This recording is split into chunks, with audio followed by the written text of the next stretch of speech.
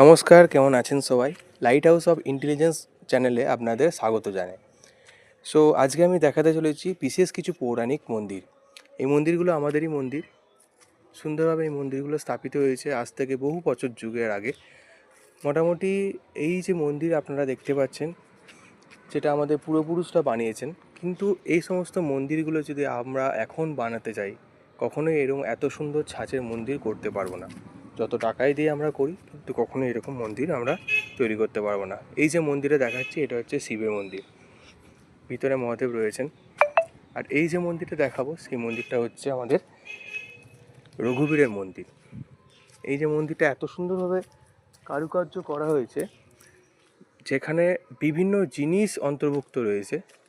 এখানে দেখতেই পাচ্ছি আমরা যে বিভিন্ন রকমের মূর্তি, যেখানে দেবদেবী থেকে শুরু করে রাজরাজা কী সব করে গিয়েছিলেন পূর্বপুরুষ যুগে, সেই সমস্ত মূর্তি কিন্তু এখনও স্থাপিত রয়েছে। এবং তার সাথে এগুলোকে সুন্দরভাবে গাঁথা হয়েছে। এই যে এত সুন্দর নিখুঁত কাজ, এত সুন্দর কাজগুলো আগেকার যুগের রাজরাজারা বানিয়ে গিয়েছিলেন, এইগুলো যদি আমরা এখন চেষ্টা করি, কখনোই কিন্তু পারবো না। সেটা যদি আমাদের কাছে এখন প্রচুর টাকা থাকে, তার সত্ত্বেও কিন্তু এত সুন্দর মন্দির কিন্তু আমরা প্রতিষ্ঠাপিত করতে পারবো না। এটা মোটামুটি যে মন্দিরে দেখছি, সেটা 1200 থেকে 1300 বছর পুরনোকার মন্দির। এটা আমাদেরই মন্দির। এটা হচ্ছে রঘুবীরের মন্দির।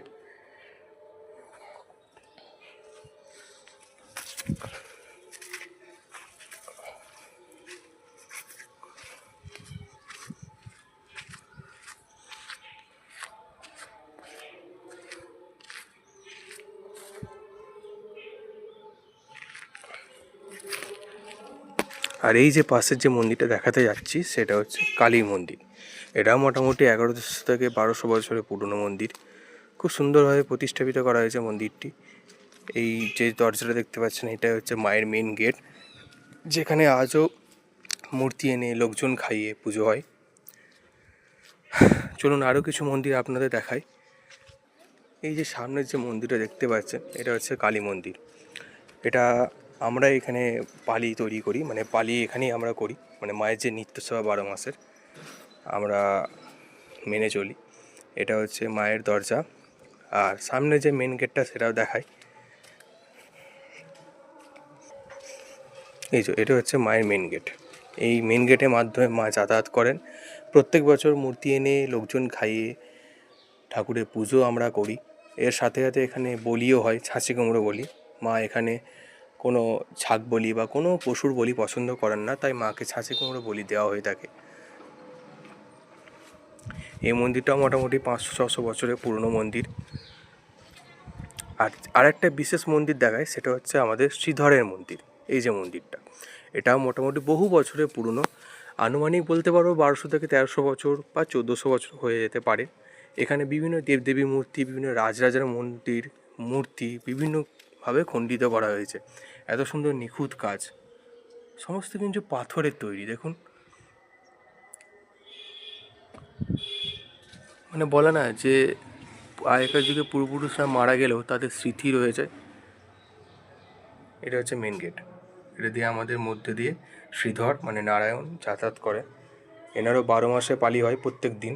তবে এনার যে পালিটা কিন্তু আমাদের ভাইয়ারদের মধ্যে ভাগ করে দেওয়া হয়ে থাকে। দেখুন, সুন্দরভাবে প্রতিষ্ঠাপিত করা হয়েছে।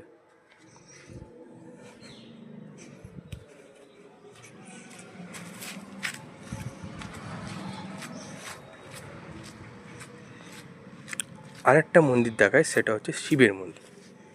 এই যে এই মন্দিরটাও মোটামুটি আমাদের বহু বছরের পুরনো। এটাও পাথরের মন্দির, শিবের মন্দির। ভিতরে আমাদের মহাদেব থাকেন। এটা হচ্ছে মেন দরজা। এই দেখুন মহাদেব।